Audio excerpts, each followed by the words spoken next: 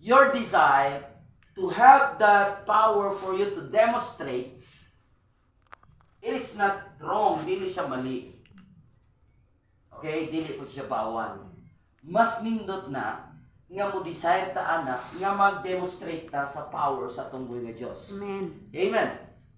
Because tonight I would like to present the subject of the Word of God tonight.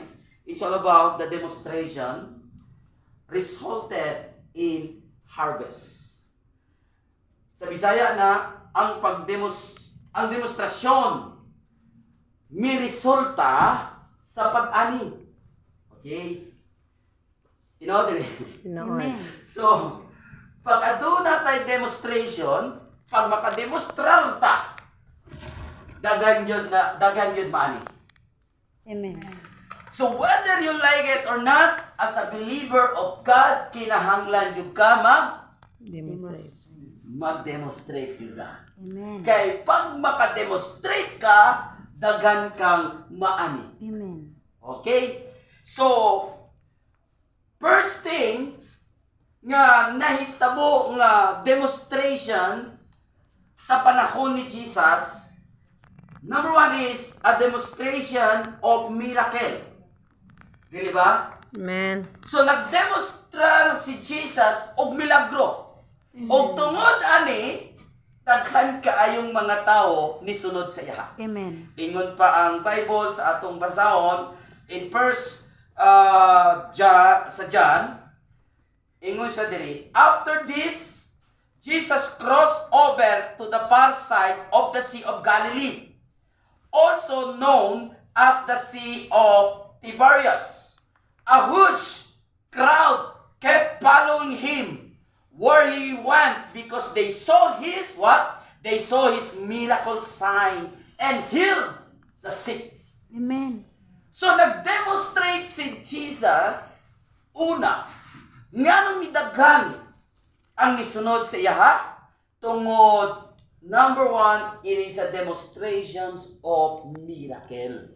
Amen. Aron ang ministry nato mutubo mo daghan kinahanglan mo demostrar yuga sa gahom sa atong buhi nga Dios. Amen.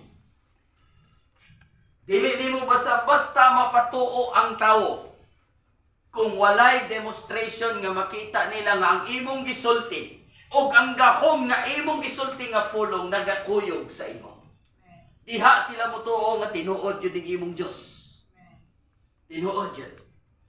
So mo na nga 5,000 of men alone experience the miracle and sign and wonder of our Lord Jesus Christ. And don't you know that if you desire these demonstrations of power, dili na ikadalo sa Ginoo. Ihatag na niya tungod ang paghatag niya sa gahom sa demonstration nimo nga himuon with the power of the Holy Ghost in the name of our Lord Jesus Christ.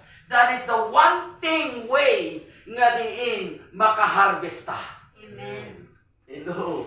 Mo lang nga dili ka kinahanglan mahadlok nga muwali kay ang imong pagwali pag-evangelize nagauban ang demonstrations of power of miracle and healing. Amen. Mo lang nga igsoon dali kayo matubo ang usa ka bulaton sa atong buhi nga Dios kung mo demonstrar ka. Ang problema lang dili ta kabalo kung paun sa pagdemonstrar. Sama sa Hudiyo, nagdemonstrar sa ngaran ni Jesucristo nga giwali ni Pablo pahawa kung sa inahitabo. Di tumo siya. Mo lang nga nakita nako usa ka paagi nga makaani tagdaghan magdemonstrar kita. Amen. Hello. Amen. Nga nung usong tema kung magdemonstrar ta kay kapalugid ko, you have the power. You have the anointing. Amen. What you say, it manifests. Amen. Because the Word of God says na what you find on earth is also bound in heaven. What you lose on earth is also loose in heaven. So, there is no such reason nga makabaton ta o kahadlok mo pando. Murang sa kadaig dani kay Pastor Helen nga bisag sige magkalit pero Naigit testimony nga pang makita nyo na to nga isog gaya manunta sa mga pandungon ta karon. Gano'n tungod she is confidence that there is power in her. Makasulti siya. Di sa manlog. Di sa mutalaw. Kasi kasabot yun ta. Nadaayay gahong sa ato. It is not our power, but it is the power from high which bestowed in us nga gibutang sa ato. Muna nga kung matag-usa sa ato, magdemonstrar sa kahong sa Ginoo. I will tell you, dili lisod, hindi ka makadala o tao para sa kibayan sa Ginoo.